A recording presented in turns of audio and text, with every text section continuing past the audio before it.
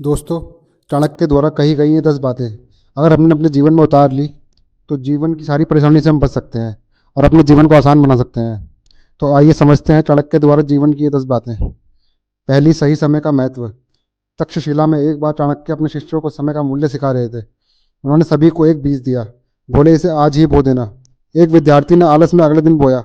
कई दिनों बाद जब पौधे निकले, उसी छात्र का पौधा कमजोर था।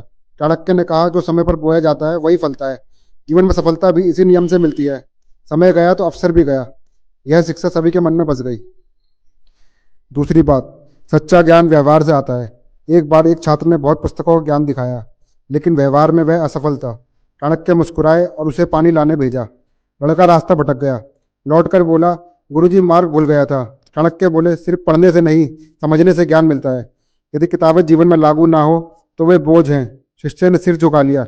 उस दिन से वह व्यवहारिक ज्ञान पर ध्यान देने लगा और जीवन में सफल हुआ। तीसरी बात, धैर्य की शक्ति। एक बार एक बालक ने चाणक्य से पूछा, धैर्य क्यों जरूरी है? चाणक्य उसे एक बांध के पास ले गए। पानी धीरे धीरे पत्थर को काट रहा था। उन्होंने कहा, देखो यह पानी कमजोर है, पर निरंतरता से पत्थर को भी छेद छेद सकता है। धैर्य ही विजय की चाबी है। बच्चा समझ गया। उसने जीवन में कभी जल्दबाजी नहीं की और हर कठिन काम पूरा किया। यही धैर्य उसका हथियार बना। चौथी बात, बुरी संगत का परिणाम। एक छात्र गलत मित्रों में पड़ गया।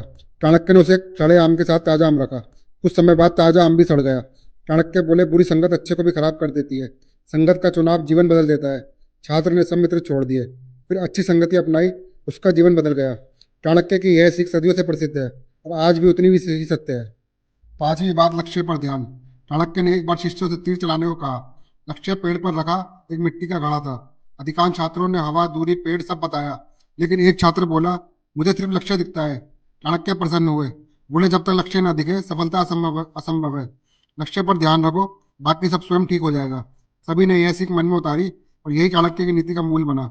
सफलता लक्ष्य केंद्रित होती है। छठी बात, क्रोध विनाशक है। एक बार एक लड़का गुस्से में अपने मित्र पर चिल्लाया।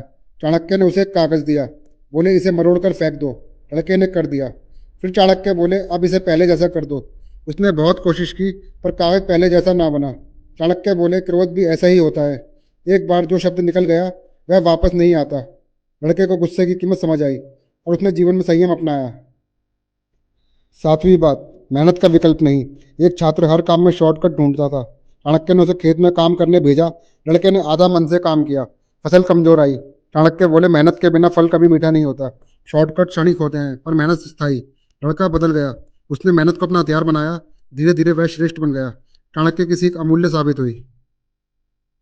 आठवीं बात, निर्णय बुद्धि से, भावना से नहीं। एक व्यापारी अपने बेटे को लेकर चाणक्य के पास आया। बेटा बहुत भावुक था। वह हर निर्णय दिल से करता था, नुकसान उठाता था। चाणक्य ने उसे नदी किनारे ले गए। बोले, पानी में उतरने से पहले उसकी गहराई नापते हो या नहीं? लड़का बोला, हाँ, नहीं तो डूब जाऊंगा। चाणक्य बोले, जीवन के निर्णय भी ऐसे ही होते हैं, भावना से नहीं, बुद्धि से निर्णय करो। उसने यह नियम अपना लिया और जीवन सफल हुआ।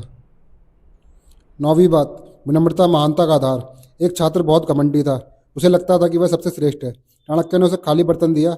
बोले, ज्ञान इसी बर्तन जैसा है, जब तक खाली रहोगे ज्ञान बढ़ता रहेगा। अहंकार बर्तन को उल्टा कर देता है। छात्र ने अहंकार त्याग दिया, विनम्र हुआ और अधिक सीखने लगा। यही विनम्रता उसकी ताकत बनी। 10वीं बात, राष्ट्रभक्ति सर्वोपरि। चंद्रगुप्त के साथ युद्ध की रणनीति बनाते हुए चाणक्य ने कहा, राजा, मंत्री, सेना, सबका उद्देश्य एक है, राष्ट्र सबसे पहले। उन्होंने राजमहल में सोने से मना कर दिया। कहा, जब तक भारत पर अत्याचार है मैं सुख में नहीं रह सकता। उनकी तपस्या और निष्ठा देखकर सेना में जोश भर गया। युद्ध जीता गया। मगध में नया युग शुरू हुआ। चाणक्य की यह शिक्षा अमर हो गई, राष्ट्र हित से बड़ा कोई धर्म नहीं। अगर चाणक्य की ये 10 बातें आपको अच्छी लगी हों तो इस स्टोरी को लाइक करें, शेयर करें और कमेंट करके ज़रूर बताएं कि आपको ये कहानी कैसी लगी। जियो और जीने दो।